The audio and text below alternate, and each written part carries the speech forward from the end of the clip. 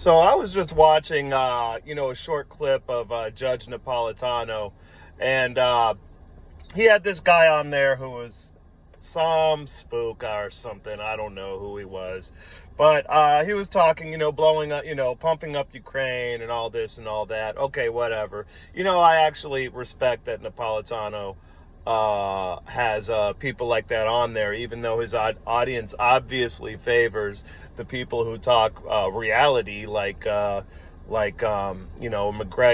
and Scott Ritter. But this guy, I don't even care. I mean, you could just take one look at this guy with his thin face, no jawbone, and thin neck, and you can tell he's some kind of spook. I mean, that's just my guess. But anyway, he said something that a lot of people on that side of the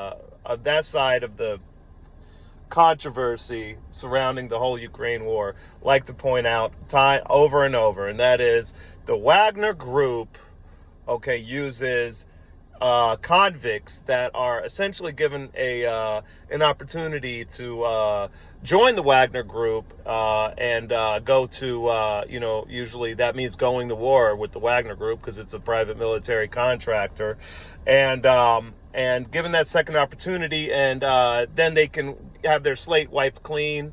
I don't know if it expunges their infractions or whatnot, but so people are quick to point that out, how it's something really terrible. Newsflash. The United States has the largest prison population in the world. The prison conditions are absolutely wretched. There's a new scandal like every month that they usually try and sweep under the rug. Doesn't make it into the mainstream press. Prisoners are abused. Violence is encouraged a lot of times. Drugs are rampant in United States prisons. I'm willing to guess that a large portion, if not the majority of convicts, would drop everything and run to that opportunity. The opportunity to join a private military contractor or the military and get their time taken off and get their record expunged or whatever the case may be. I would guarantee you that most convicts would like to have that opportunity.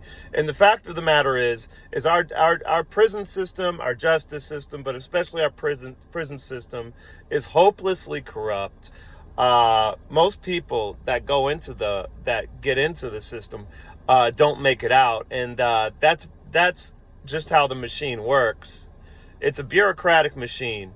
Okay, it tacitly creates the conditions that keep people in the system, and a lot of people do not recover from their stay in prison. They have issues for the rest of their lives. The guards are half the time worse than the criminals. There was one story that broke a few years ago here in Florida. I guess a prisoner had got a phone camera and modified it and put the camera itself in his glasses and hid the rest of the phone in a Bible. Okay, and he was going around taking videos of just how bad the prison was, and it was terrible. There was people all over the place, fucked up on fentanyl. There was mold everywhere. It was somewhere up in Indian River County. Miami Herald broke the story, and then the story disappeared. I think that the state of Florida, good old Ron DeSantis, be careful with that guy. Good old Ron DeSantis shut that down. I think it was Ron DeSantis was the governor at the time. So there's scandal after scandal upon people get murdered in prison that, even though, like Epstein got murdered in prison. I mean, the United States, or people speaking on behalf of the United States, like this guy that was on Napolitano, the United States has no moral authority to speak on prison conditions in most countries in the world, and I would include Russia on that list. Okay, now Russia seems to me to not be the best prison system either. It seems like their penal system is pretty harsh, but I would have to say the United States, based on what I know, is worse. And the United States has no moral authority whatsoever. People in the United States have no moral authority to wag their fingers at how Russia treats its criminals. Absolutely none. Okay? It's fucking ridiculous. You know what this reminds me of, just generally speaking, is you know how a drug addict always, instead of focusing on their own issues, they focus on the issues of their other drug addict friends. They say, oh man, you're doing too much fentanyl. I only did fentanyl once today, you've done it 4 times today. Or, oh man, I don't shoot up, I just snort it or smoke it, you know. And this guy, he's crazy, he shoots it up. Man, that guy's fucked up. That's what it reminds. I've been around a lot of drug addicts, obviously. I used to be, well, you have to say I am one. I am one myself. This is ridiculous.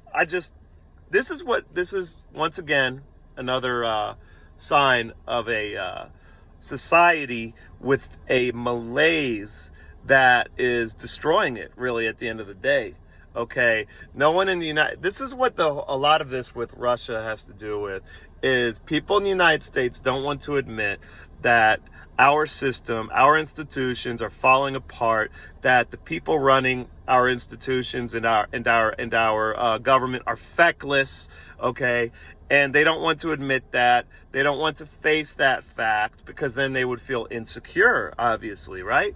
So what they do is they wag their fingers at every other country. Now, to be fair, you know, there's a few countries out there, there's many countries out there, mostly developing countries, that have worse prison systems, but Russia's not one of them. And I would say no country in the developed world has a prison system as bad as ours. So to say, oh, Russia's bad for letting people join the Wagner group and get their records expunged, obviously they would have to behave themselves. Guess who else does that? France, okay? I mean, other countries do that, okay? The Foreign Legion, that's France. They allow prisoners in there as well. I don't know about prisoners, but criminals, felons, and stuff like that. So just another dumb American, most likely a spook, you know, wagging their finger at Russia. The United States needs to focus on it. My country, the United States, needs to focus on its own problems. We're never going to fix our problems if we're constantly wagging our fingers at other countries and their problems. I'm out.